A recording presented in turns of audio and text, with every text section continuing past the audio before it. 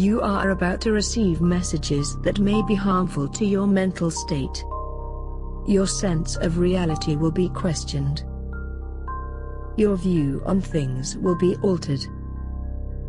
You are now part of the meta. The meta controls everything. The meta determines what will and will not happen. You are watching the Meta Show.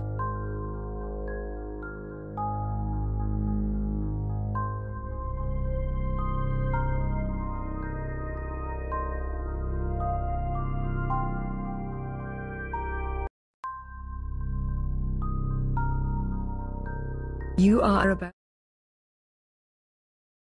Alright, is this thing on? Hello? Hello, hello. Boat is busy hey, it's working! at the sidelines, but conveniently I'm here to welcome everybody aboard. It is back. Let's see if the noise is there. Yeah, everything's there. So, welcome. Famous last. So here we are. We have no portraits for Chocolate Rain and Elise Randolph, but they are here. Yeah, it just fits better this way. Rain and Elise, why don't you guys say hello? Hey, how's it going, everyone? Oh, nice. We did it both at the same time. I'm sure that's not going to be a problem when we have to talk all the time. But yeah, I am Elise Randolph, a member of Pandemic Legion and Alliance Tournament commentator for Alliance Tournament 15. Very excited to be here. Thanks for the invite. Yeah. Excitement is good, and thanks to Luminal Flux for the sub. Rain, why don't you introduce yourself? Yeah, I'm Rain, or Rain Chocolate Endgame. I fly with White Knight Social Club. Kind of a little independent corp of alts, I like to call it. Alliance Tournament commentator for AT15. I also work with the EVNT guys and do a lot of stuff with them. Excellent. So we've got I missed last week, unfortunately. I was visiting my parents and turning 39 as of a couple days ago. I'm now officially old. Yes. I'll just have to steal more souls to keep my complexion youthful. But anyway, so I was out and about, missed last week. Glad to be back. We've had a very exciting week at EVE in terms of, well, not actually stuff happening other than people blowing up their Nixes in protest for bullshit. Yeah, about that. Test, we'll get to that. Test announcing a new war, and Test is actually moving towards Triumvirate, it looks like right now, headed towards Faithopolis. Epcot or Solar, it's hard to tell. Like, you're going that direction, but it's like, okay, who are you going after? And probably the biggest strategic news, of course, is the moon mining changes that were announced earlier this week, which will be throwing a lot of the galactic strategic picture into turmoil, which should be fun because chaos is good. So yeah, it's going to be a wild ride for us to go through, but mostly we're going to be talking about Alliance Tournament stuff for our top story. So thank you. We've got a lot of people doing interesting subscribing things. We've got Bent Over Minchip for 2 months with Twitch Prime, Agami Ito 16 months, Artawe for 5, SJW 7 with Twitch Prime. Yeah, and we have Flux 26 months. He says hi, Boat. Yeah, I know that these have been here for a couple of weeks now, but I just want to give a shout out again to the creative department at Imperium News. Yeah. These new subscriber badges that we have are fantastic, and they've made it work just perfectly in either dark mode or light mode, depending on how you have your chat. The Black Eagle looks kind of weird in dark mode. Yeah, the really cool thing, though, is the new background. It's all encompassing, so subscribes, donations, followers, tips, and all that pop-up is all one screen, so I don't have to adjust anything. It's so nice. Used to be like 18 different things I had to do, and then hopefully it all worked, and sometimes it would break, and yeah, so good. All right, well, let's do it. Let's get stuck in. Yeah, so we go right to the top story. Yay, top story.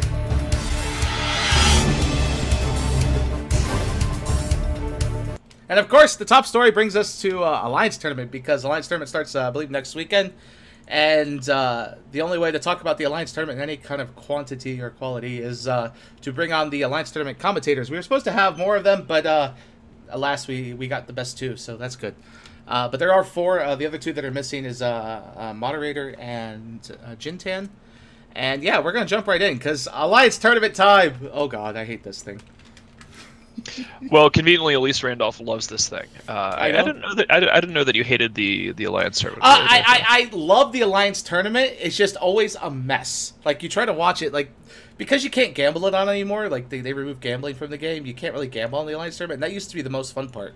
It's like, so you only like the Alliance Tournament because it was an excuse to gamble? Yes, exactly. Like you'd lay 10 billion on the guy going against PL and then watch them throw the match. So I'm gonna do a layup here to one of our guests, to Elise Randolph here, is for a lot of people at EVE do pay attention to the Alliance Tournament. Apparently some people only paid attention to it because of gambling. But if you are trying to pitch the Alliance Tournament on people who have not watched it before or not really cared that much about it before, maybe Elise, you could tell us, why is the Alliance Tournament interesting beyond just being like a tournament? Like, what's cool about it? Why should people tune in? What do you think is really awesome about it that makes it unique? So there are a lot of people in EVE that are exactly like both. They only watch the Alliance Tournament because of the EVE bet sites and stuff like that, or some people had internal betting as well, like intra-alliance betting. And then there are even some other people that just like make side bets between one another on who's going to win. I know Tyrax Thork famously lost like almost 500 billion ISK betting on one of the teams, and he ended up losing. But yeah, if you're not always into betting, it is a really exciting event because, and this is going to sound like I'm a salesman, but it's like just completely bizarro world EVE, right? It's like you don't see this on TQ at all. Like you never see like a pre-arranged 10-on-10 fight with a point structure and like a little area where you have to stay in. There's like there's no one on the other guy's comms, more or less.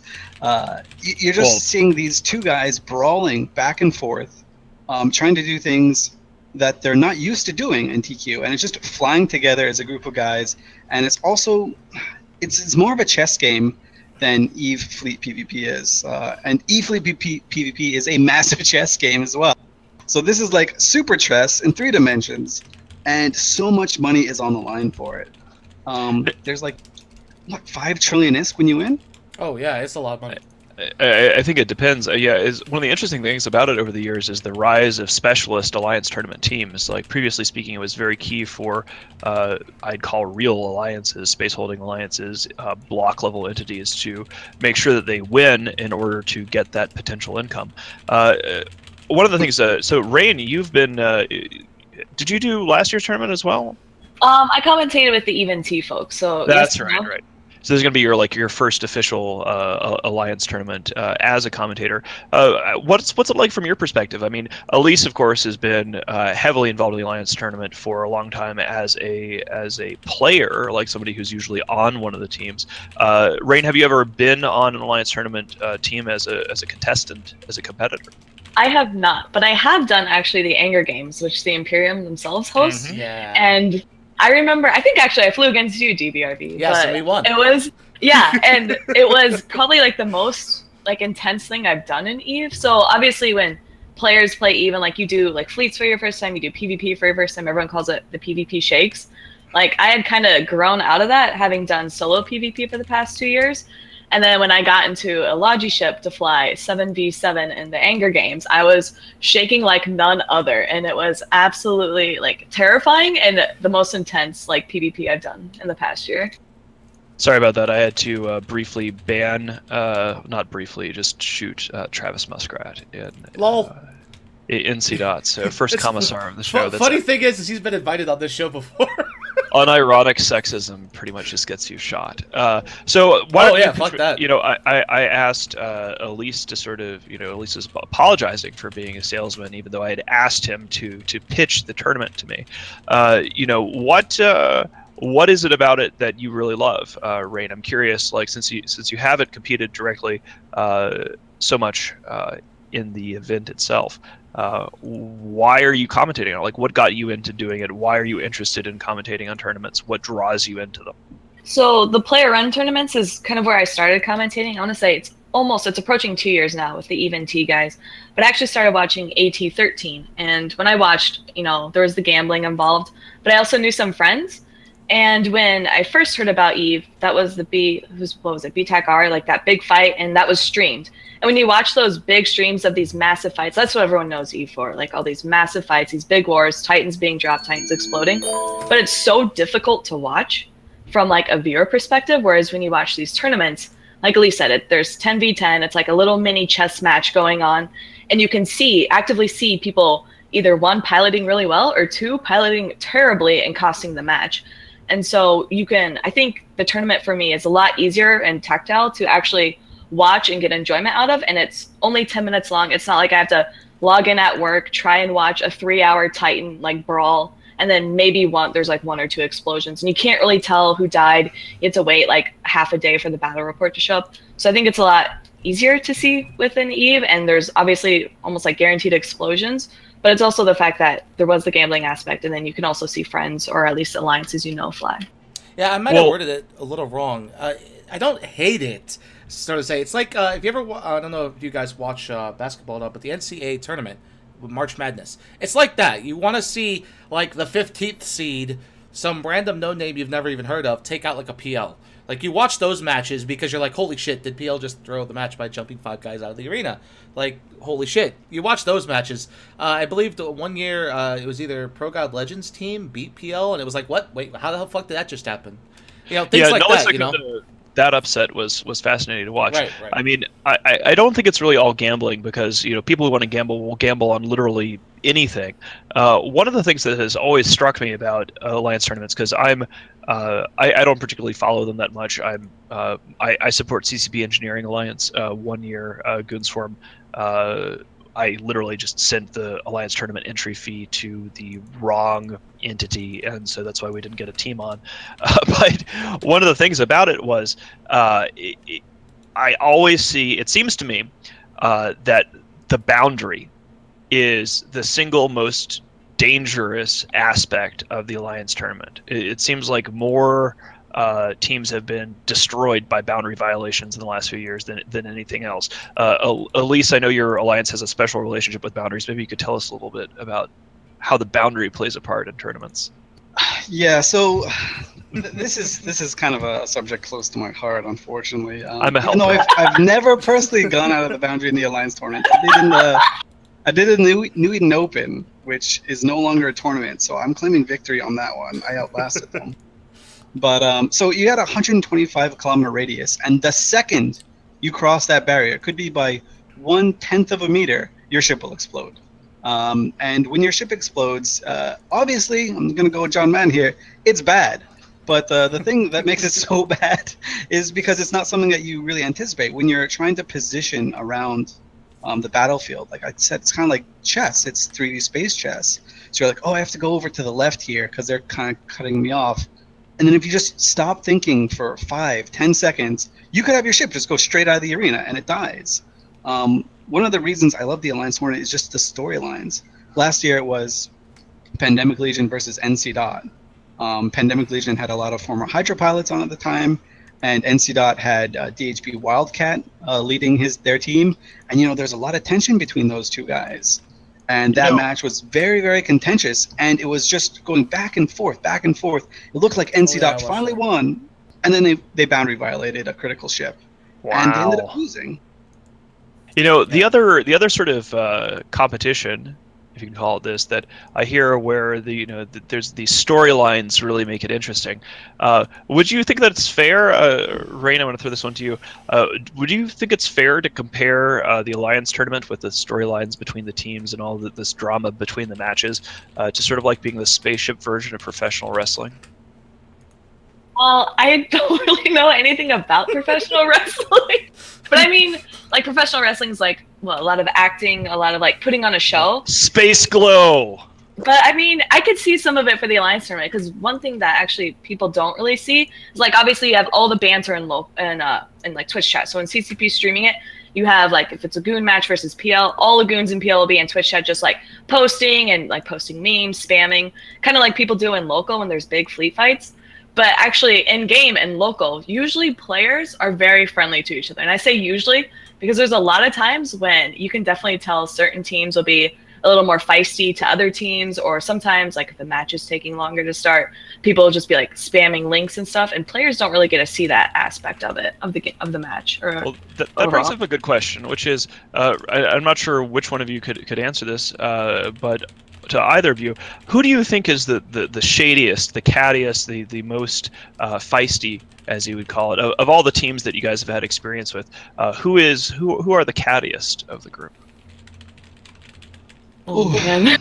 That's a pretty decent question. I mean, when Adversity had a team, they were kind of more memey of all of them. I think last year Tissue were the team like posting memes. Yeah.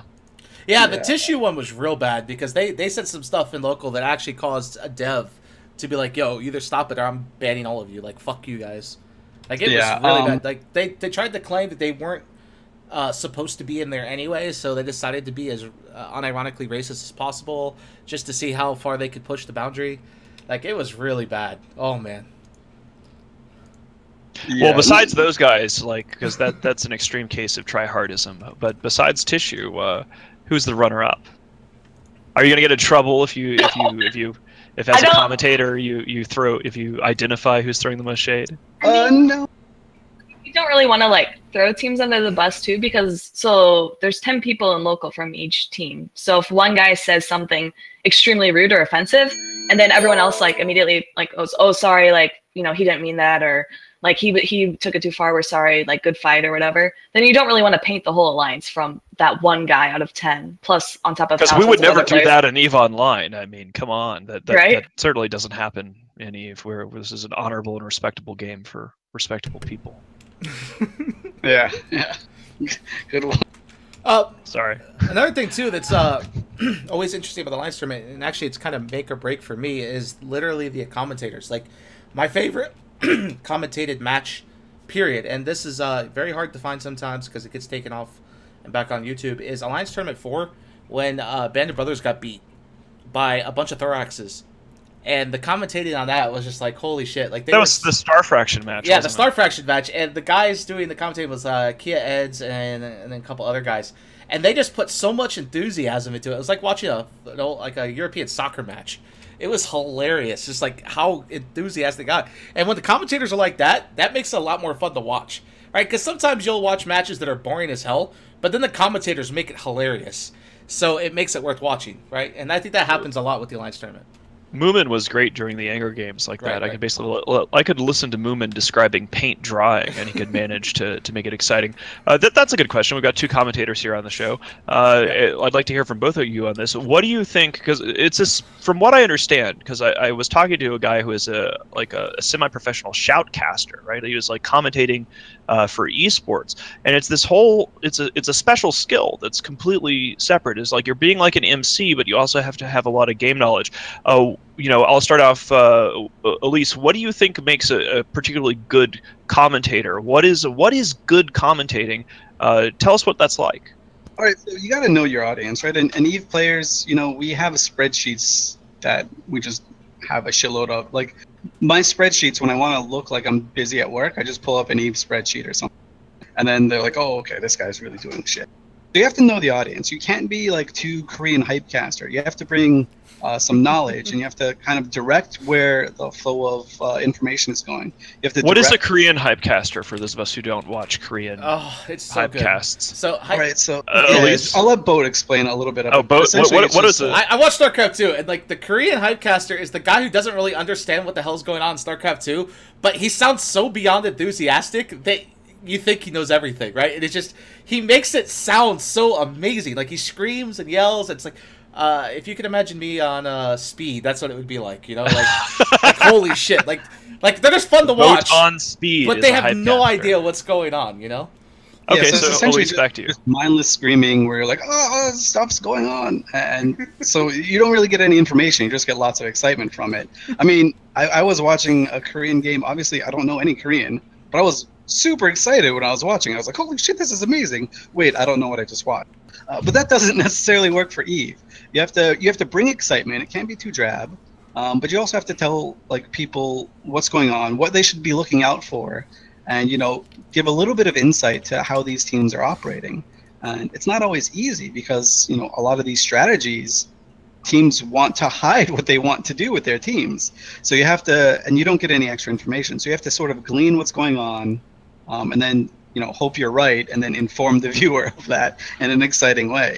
And the way we generally do it is we have someone who's a little bit more analytical paired with someone who's a little bit more excitable, and we'll have the excitable person ask the analytical person, to pretend that they're the viewer, and then they just explain what's going on, because I'll be honest, it's both fast-paced and slow-paced at the same time. You're talking about a 10-minute match where the first 5 minutes nobody could be shooting anything, but those could be the most crucial 5 minutes of the match. Right, about the navigation, the positioning, everything. Yeah, I mean, how do you train for something like that? I mean, Rain, coming into this is going to be your first Alliance tournament as a commentator, but you did work on you've done these things before.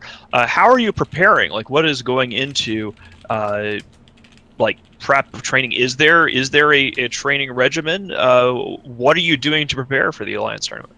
All right, it's probably gonna be long, but I mean, I've been practicing for the past 2 years, and this is kind of cliche, but practice makes perfect.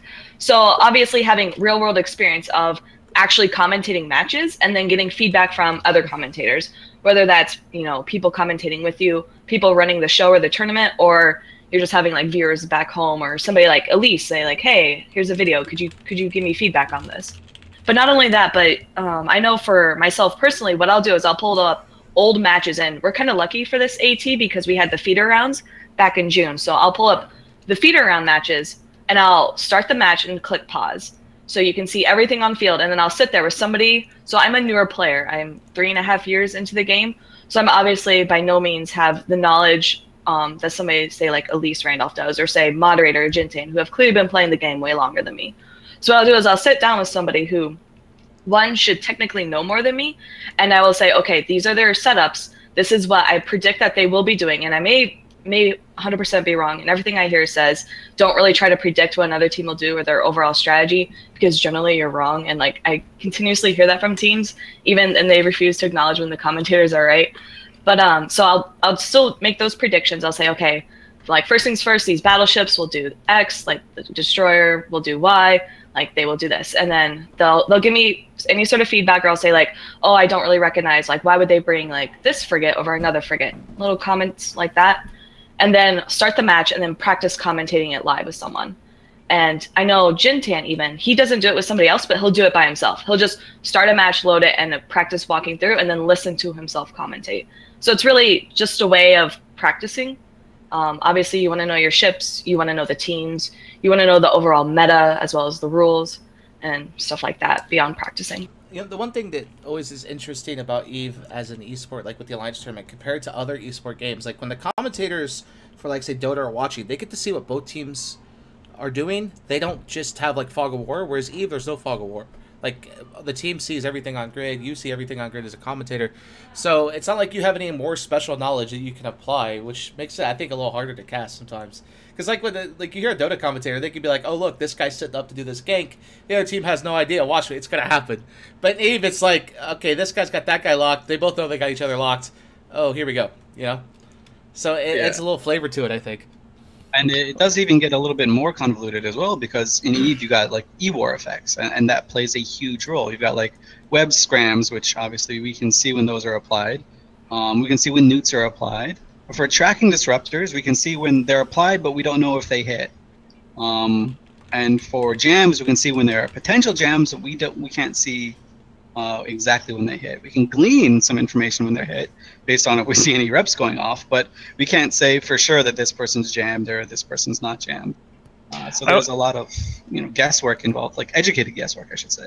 I want to give props to Rain on this, because when I was asking that question, I wasn't really sure, right? Like, one of the reasons why we banned Travis Muskrat a few minutes ago is whenever we've had this challenge on the Imperium News Network as well, when female commentators do anything, there is a portion of the EVE player base that will say, you're just here because you're a girl and all this other sort of shit.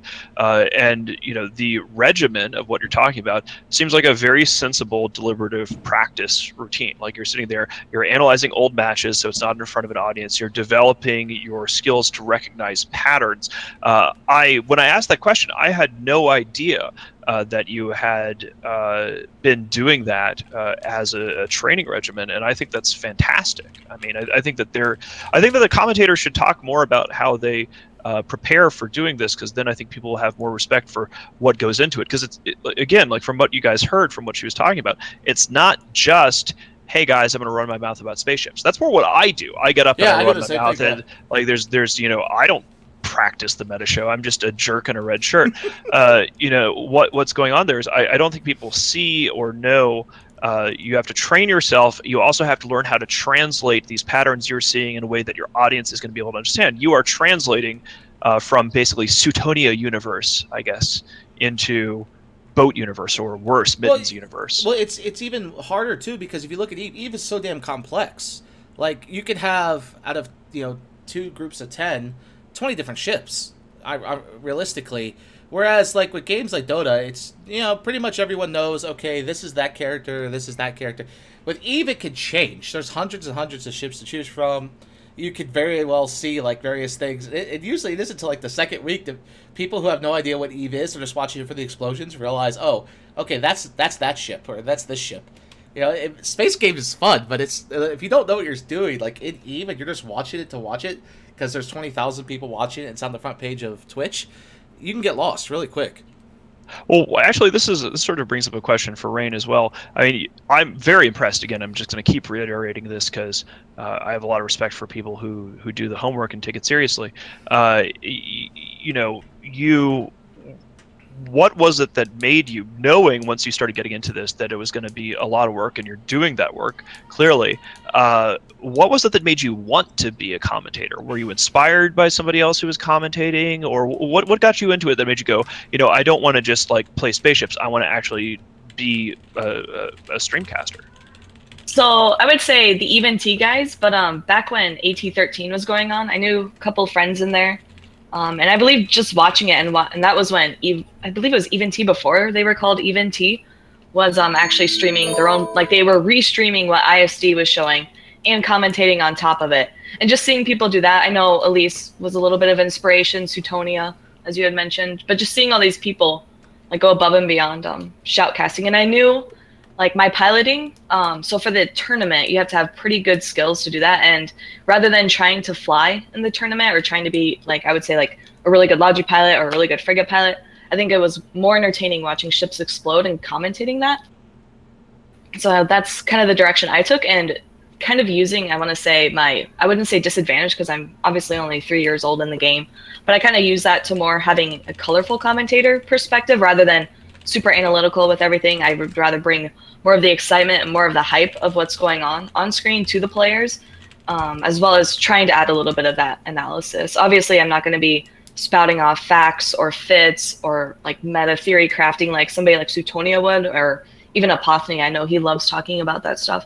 But well, are you finding? Sorry to interrupt, but this is you're sort of dismissing your ability to recite facts and figures about these things. But are you finding from the practice that you've been going through, you're finding that you're beginning to rapidly accumulate the knowledge? Like, are you picking it up as you're analyzing it? What has the process been like for your EVE knowledge? So for EVE knowledge, it was more of like, one, you got to always go back on what you know. And I fly frigates all the time, and I fly Logi all the time. So I'm pretty solid in my knowledge of frigates and Logi. You can maybe include like some destroyers in there. But so like knowing that perspective of knowing that I know support more than anything else is what I always fall back to. So instead of sitting on screen and trying to ramble off like the difference between just battleships and all their fits, instead I'll focus on, okay, like a Vindicator has a web bonus, a Balgorn has like a newts and webs. Yeah. So I'll write off stuff like that where it's not saying, okay, like Balgorn webs can go at least, or Balgorn newts can go to like, what is it, like 50k or something like that, like some outrageous, or maybe it's webs.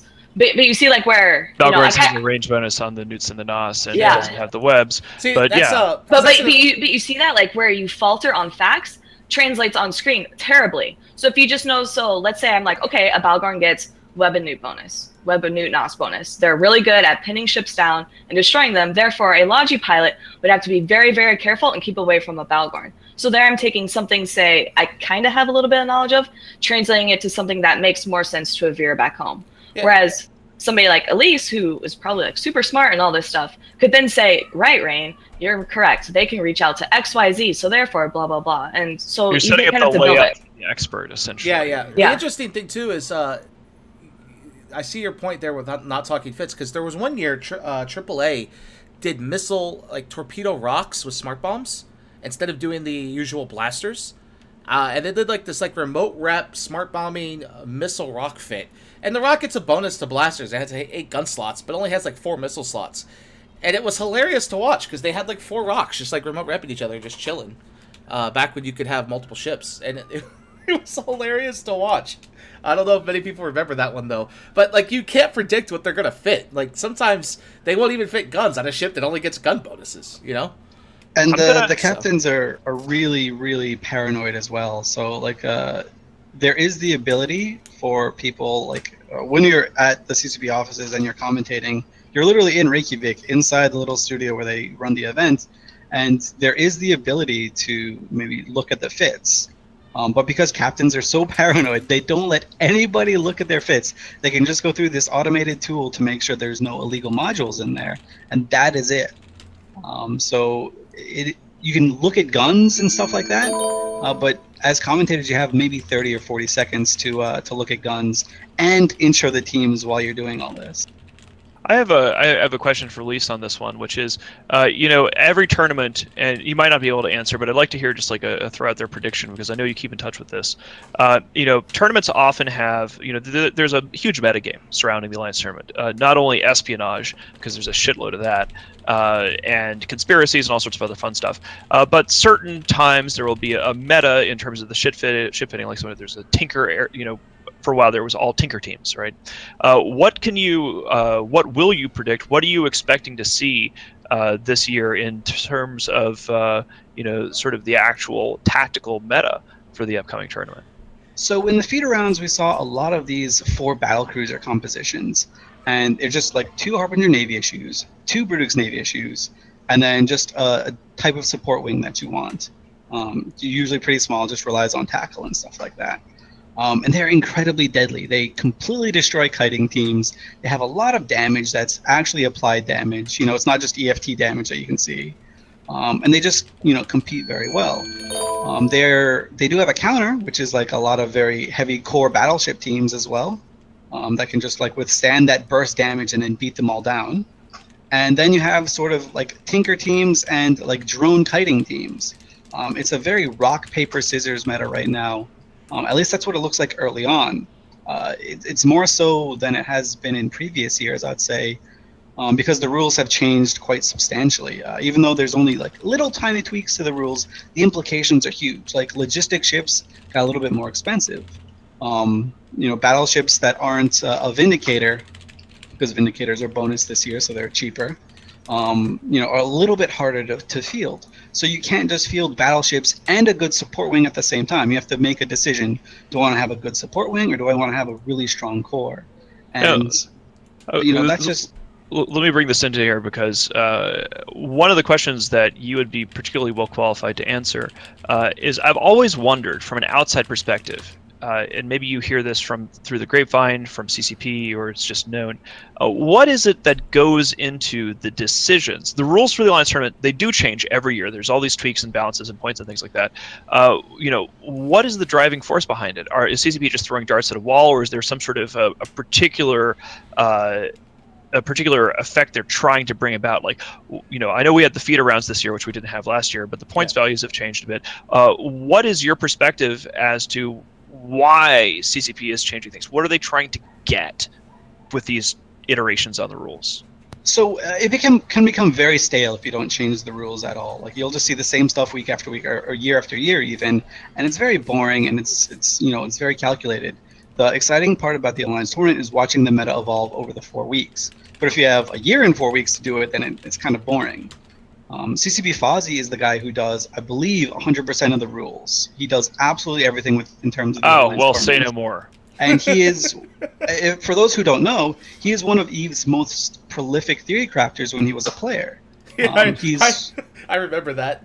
He's won Alliance tournaments. He's won, like, some of his teams that he designed won Alliance Tournament 8 with Pandemic Legion back when he was a player.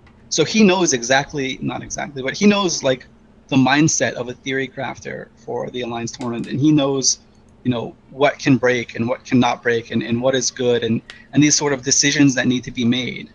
So last year he saw that There were lots of Tech 3 destroyers in there, and those ships were like just way too good at what they were doing. So everyone just threw in Sweeples or Jackdaws into their team because they could fit in there. Now you can't just throw them in. You have to make a conscious decision. Do I want this strong support wing, or do I want to do something else? So you can't have both anymore. And you know, he's a pretty smart guy when it comes to Alliance Tournament and EVE Online stuff. Yeah, I actually agree with that. I think that Fozzie, I almost never say anything good about Fozzie, but that's because I think most of the areas where he has aired has been outside of his expertise. I mean, the guy clearly has a knack for small-scale combat at a level that very few people in EVE have ever had, and it is his expertise. He does seem to have a genius for theory crafting and figuring out how small groups of people bash into each other in a very intriguing and engaging way. Well, that's most of my criticisms have only come when he scales up to the macro level and messes with large group dynamics. Well, that's the interesting thing, though, is that when he tends to balance the game as a whole, he does it with the Alliance Tournament mind, you know, these little 10v10s, and then when it becomes 100 versus 100 or 1,000 versus 1,000, it just doesn't work. It becomes broken as all hell. Like, I remember I want to shift us off this, and back on the Alliance Tournament, because otherwise I'll start talking about Fozzie Sov, and we'll be here all day. But I wanted to ask, one of the questions that I have, and I'm going to throw this out to Rain, because, you know, now I know you've been doing deliberative practice, and that you've seen some of these, what Elise was calling the feeder rounds. That is something that is new this year, is that we have, like, the feeder rounds that people were able to, like, fight to get into it. I'd like to hear from Rain first. What do you guys think about the fact that people were actually fighting for slots instead of just randomness, and what does it tell us about you know, what's your view? Would you like the feeder round, the competition? What do you think? I love it. I mean, if you look at how it's been in the prior years, it's always been a random draw, and then you had to actually do a silent bid. And I believe it was like last year, who was it? I think it was NC Dot. They bid like at least 100 plex. Casino money, yep. Yeah, something outrageous like that. But like, if you're trying to say, like, I get it. The Alliance Tournament is not for every new bro within a year to come in and try out to like be the champions of the world type thing.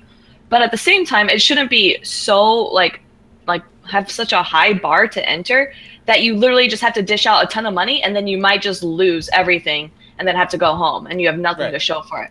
Whereas now with the feeder rounds, you not only get a practice to show, hey, you know, I either won one match or I had to lose one and then win 3 to get in, but now at least have practice and now I'm at least dedicated to showing this. And I think you had to pay like 5 plex or something along those lines. Yeah, it was only like 5 plex. Yeah, and if you didn't get in, then it was fine. Like you got your money back or whatever. Go on, Bo. Yeah, the interesting thing too is that I think it was last year, someone who was like a no-name team that slipped in, they didn't have to pay that absorbent amount.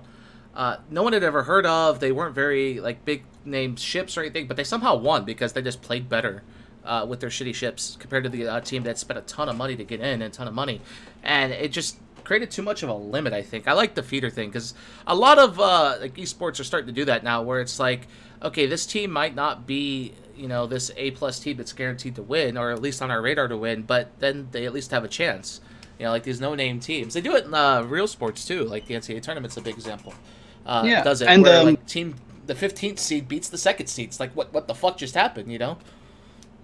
Historically, the Alliance Tournament has always gotten like a rap where it's like, if you look from Alliance Tournament, like I guess 7 to Alliance Tournament 10 or something, there was always like, oh well, we already know who's going to be in the last weekend. It's going to be PLN Hydra, and maybe Huns and someone else, and you know, just the most expensive team's always going to win. Yada yada yada, and people got kind of down on it, and you know, they made these changes to increase the parity and just allow other teams to be competitive and to get things out of it.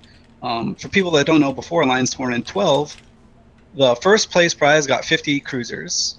The second place prize got 50 frigates. Third place through 64th got dick all. Like absolutely nothing. You're talking about months of preparation, you get nothing back. And so they rescaled the prizes. And so obviously if you finish between 1 through 6, you get at least one of the fancy 150 billion ISK prize ships. And as long as you win a match, you basically pay for all of the ISK that you put into it in the form of, you get these little skins that are unique skins for the Alliance Tournament every year. So it's a really good way to incentivize people to compete, and it's had a great effect. In the last 3 or 4 years, there's been so much parity. Like even alliances that you wouldn't consider to be good Alliance Tournament teams Nullia Secunda. Test Alliance. Yeah, Nullia Secunda.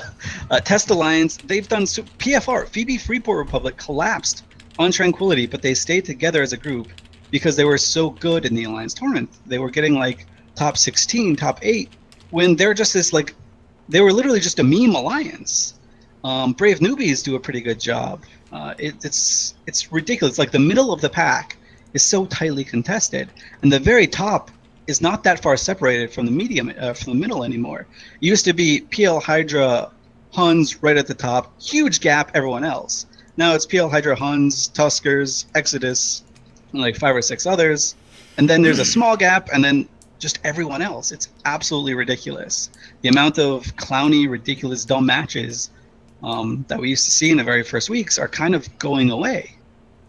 I want to ask one question before we're going to move on to the Nullsec Power Hour, because we do have some pretty big news, and I invite both of you to stick around and comment on when we get to power politics. But I guess the last question I'm going to leave with both of you is I'd like to hear from Rain and Elise for you guys to pick, each of you, 3 teams that you think we should all keep a special eye on in this upcoming tournament. So Rain, what's your top 3 that you think that we should all be eyeballing? So I'm gonna, oh gosh, that's tough because there's a difference between eyeballing and the top 3 teams I really am cheering for. You can say which ones that you're cheering for and which ones that you think are ones to watch. I'm not necessarily saying what ones you think are going to come in 1, 2, and 3, but what do you think we should keep our interest in? So I would definitely keep an eye on Hydra. They're making a comeback this year. I know Jin did a little story about them with PL and Tuskers as well, but I would definitely keep an eye on Hydra. And then I'll actually say Goons, because I've been talking to Asher a lot, and I'm like cheering for Goons as like the underdogs of everything, because you guys have like the weirdest way of approaching the Alliance tournament, and I'm cheering for you guys. Weird. I have no idea about that. We're perfectly normal. We do everything the same as everybody else. Yeah, no, I'm cheering for you guys. Definitely keep an eye on Goons. I think people will anyway. And then for my last team, I'll actually say is my old alliance, or has members of my old alliance, called Skill Yourself. And they actually don't do anything on Tranquility. For some reason, they've made themselves just an alliance tournament team, and I think they're kind of like going to be like surprisers this year. I'm hoping for like a really good upset from them. Neat. Elise? My top 3, if I had to rank it, would be PL Hydra, Tuskers in that order. Obviously, I'm not super impartial when it comes to asking my opinion on a show like this. I am much more when it comes to actually commentating and try not to pick sides. But for teams to watch out for that could really surprise people, Templates Calcif, they're a faction warfare group that have practiced a lot in the EVNT, championship leagues. They're absolutely fantastic. They were great in the feeder rounds. Ghost Legion was actually shockingly good, and Volta, I think, are actually going to surprise people. People forget that Volta are one of the teams that have won the Alliance tournament before. They won Alliance Tournament 10, and a lot of their theory crafting core is still there. They're easy to slide under the rug, but they're definitely a team to watch out for. Awesome. Well, thanks, guys. We're going to move on to the Nullsec Power Hour, and please stick around because we're going to be talking about moons and test.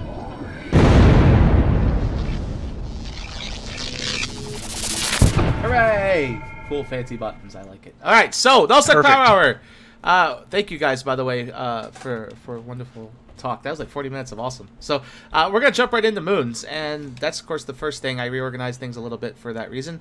The moons have been officially announced how they're going to adjust them. First thing I want to say though is new moon ore will be appearing according to this sheet. I feel bad for Recon. I mean, we have one of the best Recon teams in the world, but Dotland just has all these R64s mapped out and all these R32s, and everyone has all these big databases, and that's getting thrown out the fucking window with these new moon changes. Like, holy shit. I don't know where the fuck this is going to go. Well, this is where I get to run my mouth because I can't do anything besides ask open-ended questions about the Alliance tournament. But, I think it's going to be...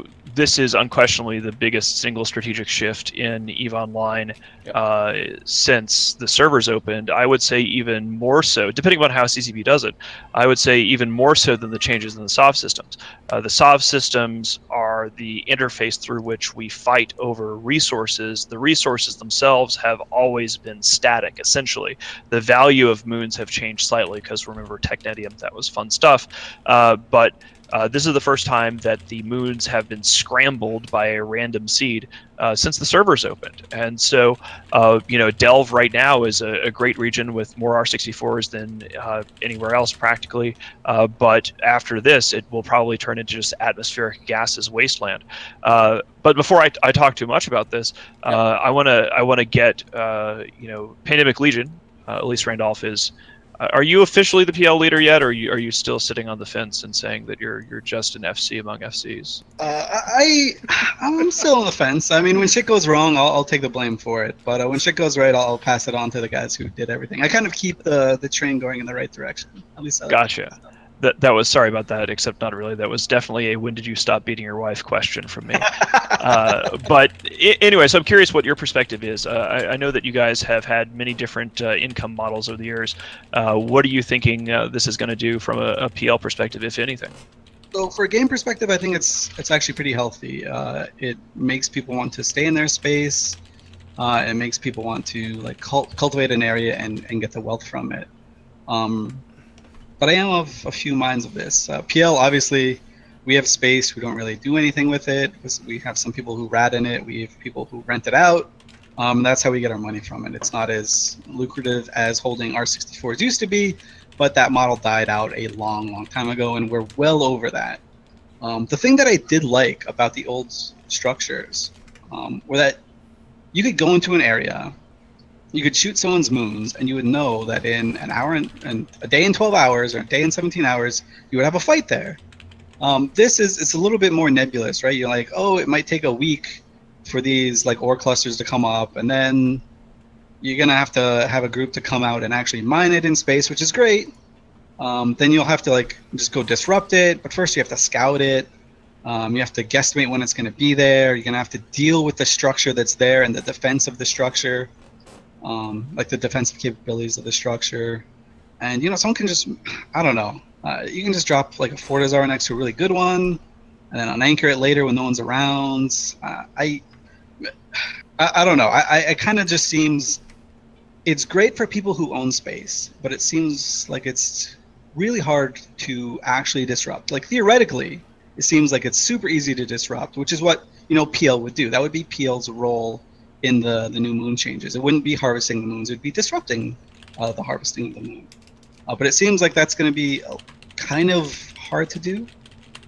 Well, I mean, you can always blow up the platform regardless of whether the ore is there or not, but that does require consistent effort over the course of a week. The challenge seems to be this, like, because they're shifting the goo from to a tier system, and it's ore that you mine, and then goo comes from the ores. What appears to be the case is suddenly a whole bunch of moons. Again, this is depending upon how CCP implements it. We're speculating based upon the dev blog. Yeah. But it does look like there's going to be a lot more useful moons. I think it's basically going to, we'll see more of a continuum, right? Right now in EVE, the only moons that matter really are certain types of R64s, particularly Dysprosium and Promethium. Everything else is worth far less. So these become conflict drivers. And I think from the macro scale level, not region by region analysis, what's weird about this system, and it's probably a better system, is the difference between a dysprosium moon under the current system and an atmospheric gases moon, which is literally worthless to mine right now. They're going to be closer together. It's sort of like moon income inequality is going to be removed. However, from a certain perspective, we have to wonder what that's going to do to conflict drivers. Right now, R64s are one of the few things that are single point, like Elise was saying, you hit them, and somebody's got to turn up to defend them because particularly the good ones are so valuable. If every moon has some kind of value, strategically speaking, how much of a conflict driver is it, right? If you go to, like, Delve has 4,000 some odd moons, right? And if the dysprosium isn't so great anymore, they're all sort of like squished together, at which point does attacking moons become a strategically viable entry to a war? This is going a step further, too, because there was a lot of fear going into this moon mining change with, okay, there's going to be millions of atmospheric gas moons that no one's going to want to mine. Like, who the fuck wants to go put a Oracle on that moon if they don't do something about it? And it's looking like they're trying to address that. by making it have a variety. Like each moon's gonna have a little bit of a common ore and a little bit of a rare ore and a little bit of an ultra rare ore. You know, like each moon's gonna have something valuable there, because you were looking at a situation where if nobody mines these atmospheric gases, these R2 or R4s or R8s or whatever, that market is going to skyrocket. Like the cost of everything is just going to go way up. So it looks like they might be addressing that, which would be a huge deal. I don't know. How much, you know, Rain, I don't know if you deal with moons much or thinking about it, but what have you heard? I know that you're very well connected in the community. What has been your, like, have you heard people talking about this? Do the players that you talk to not really give a shit? What's your take on this so far? So we mentioned it a little bit last night on Open Comms, and I remember somebody saying it's kind of obviously taking away the passive generation of Moongoo and making it active is, one, healthy for the game, but two, at the same time, there's probably going to be, like, Delve is kind of an exception. There's a lot of places, like Lowsec especially, where you don't have, like, thousands upon thousands of players to not only defend, but then actively mine the Moongoo now. So you guys are talking about, like, having all the, like, the moons not be, like, as, like, unique anymore. But at the same time, I don't know if it's going to be as popular to be mining these moons. At least in the space that I live in, I don't see anyone, like, mining or doing PvE in general, except maybe doing missions on an alt or something similar to that. So I don't know if, like, in my space, if there will be, like, anyone actively trying to mine these moons. But I do know people have been concerned about, one, trying to find people to actively mine the moons for, you know, entities that aren't as large as, say, Goons, or even someone like PL or NCDOT. But then at the same time, I know people are really concerned about the Citadel timers, because if they are structured similar to Citadels, instead of reinforcing a POS for a weekend, you have to plan it ahead of time, and then, you know, you have to sit through, what is it, 3 different timers or something along those lines? Yeah, 3. Well, I mean, and planning it seems to be poison to a certain demographic in EVE, which is odd because it's always struck me as a planner's game. But the thing is this, like in EVE previously, there was always a couple ways that you can attack an alliance strategically. You could go after their income, which almost always was R64s, and these were single points of conflict. R64s really became a focus of warfare because nobody really wanted to play the FozzieSoft games, because the FozzieSoft soft system is such disgusting hot garbage that even you know, offensive side and defensive side will make deals around it. So usually these conflicts are moved to moons, and one of the criticisms that people have about EVE that I see from a number of places over the years is an increasing lack of conflict drivers. Conflict drivers are seem like they're fading out. I don't know whether that's true or not, but if every moon is valuable, if I'm planning a war and we have citadels, destructible outposts, what I'm seeing is much more of a focus on, instead of, you can't really attack people's moons if all of these things are valuable, or very few people are doing this. So that means that I think we're going to see more of a focus on purely just going after the structures where people live. So I think that Keepstars and Fortizars are going to become much more important. Because if you're going to have to grind through those 3 timers, and the moon is not as good as an R64 Dysprosium back in the battle days, you might as well just go for the jugular, I guess. Well, it does really seem... Sorry, Bud, I just wanted to get one thing out. It does really seem like the conflict drivers, they're getting smaller, right? They're starting to benefit the small to medium-sized groups. Like, this change is going to make the guys who do renting, or the guys who live in just this little small pocket of Lowsec that they control, it's only like 20 or 30 dudes, but it's going to give them a lot more, you know, money. It's going to maybe put a target on their back. It's going to give them something to work for, instead of these, you know, having to feel like you're part of a larger group. I personally like it when, you know, there's massive conflict drivers. I loved it when the Old North had all the Technetium moons, and they looked like they were too big to fall. Like, it just made this huge group even bigger, and it put a great big target on their back. It did take 2 years for that to play out, if not longer, but the resulting war was absolutely fantastic and fun. The same is true for everything. It's just when you plan on the big scale, it just takes a very long time for the moves to get played out. Almost every war for years would begin before you would get to SOV with a harassment phase that was based around R64s. Like when you're planning to roll a region, and this is what we would always do, and this is what most like war planning is sort of a specialist thing, but the way it usually begins is you don't do a headshot unless it's amateur hour, which we still see people making that mistake periodically. But usually it begins by testing the defenses and wearing out their FCs and their sort of middle manager tier of alliance organization by hitting R64s. And you don't turn it into a SOV hit. Moons were in this middle ground where if the alliance leadership was asleep at the wheel, people wouldn't realize what was going on and they wouldn't react to it, and then you could snowball. So actually, it's almost like bog standard nullsec SOV war doctrine is you begin by hitting moons, and then once you start degrading their willpower a little bit, then you start doing SOV shit. Regardless of the SOV system, even before Fozzie SOV, that was how it was in Dominion. Moons first, then SOV. And what's really weird about this is if these things stop being a conflict driver, there's no sort of middle ground of strategy anymore. Like the reason why people wouldn't hit SOV first is that it would be obvious. Our SOV is getting attacked, full red alert, everybody man the battle stations. With moons, it would be like, well, they could just be playing footsie, right? They're just flirting. This is just a random people who are bored. And then that meant that the attacker doing these harassment actions could then escalate it if the defender didn't really do their homework and go from moons to ha ha ha, I've kneecapped your income and now I'm taking your SOV now that you have no moons. Or they could sort of walk away with their pride intact. And that's not going to be possible in an environment where every moon has value, so no moon is unique. Well, what's interesting too is I think this hammers lowsec, right? You get a group like, say, what's it called? Shadow Cartel, and you know where they have moons. That's a very limited amount, potentially. That is where you can see a lot of fights happening, is over the low-sec moons and how they're going to get their income. Whereas with places like Delve, I think the moon counts over 1,000, like 1,500 moons in Delve Aquarius. 4,000 moons in 4,000, yeah. Like, you're not going to get, like, even if you get enough miners to mine that, there's just not enough time in a month to get all that shit. Like, you can't spread that out enough. I don't see Shadow Cartel or Snuffbox or those sort of elite pseudo super capital heavy low sec entities dropping their super carriers and their dreads to go pick up to go shoot a random rocks. R60, like to shoot that. Like, you're looking at that. So places like Delve, ass ends of nowhere, like Paragon Soul just got a whole lot more valuable because Paragon Soul had nothing in terms of moons.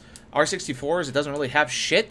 It can only benefit from. I mean, Delve is going to lose valuable moons. I think, just statistically speaking, it's going to go down. But maybe, but there's so many moons that there's going to be enough, right? You're not going to mine them all, even if like say 10% are valuable or less. It's still going to have a lot of those moons to go around in a month period.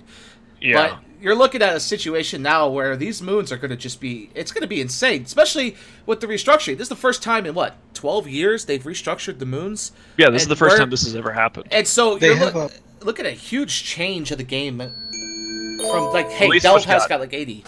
Oh, go ahead. I was going to say, they have added some new moons, and those were kind of randomized, I want to say like 4 or 5 years ago or something like that. But yeah, this is going to be the first time. Well, they added the faction warfare regions, like the whole Black Rise thing. Technetium was the big one. Like, when they added that region had nothing but tech in it, and that what made tech so huge. Black Rise. But it's going to be interesting to see. I know there's a lot of talking of, okay, this just made the drones insanely more powerful because there's no NPC space in the drones, so you can't really hunt them as they're moon mining in the ass end of Cobalt Edge. Because it's 10 cap jumps to get there. It's a lot of gates if you want to gate up there.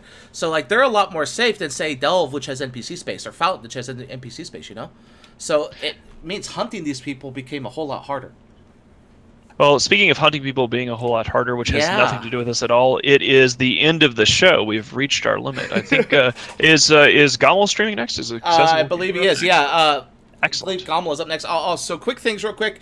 Tess is in the middle of their move up. We have a goon guy following them along. They are one Titan jump from Innsmother at this moment. So you're looking at a possible Tess going to war with Tri or Tri Pets or something. So that's going on right now. Tri also announced that they're releasing a statement next week, in the middle of the week. CPT Archer said he's going to be releasing a statement about why they're doing what they're doing. And we're also going to have him and Garst, who's the CEO of Tri, on the show next week. Excellent. So that's in the planning. And then also CCP announced some changes with probing. They're doing some quality of life improvements with probing and making bookmarks. So now when you like bookmark a wormhole, it'll give the SIG ID in the front, so you no longer have to type that in. So yeah, it's pretty awesome, man. Awesome. Well, I want to thank our guests, Rain and Elise, for joining us, and thank you all for watching and tuning in.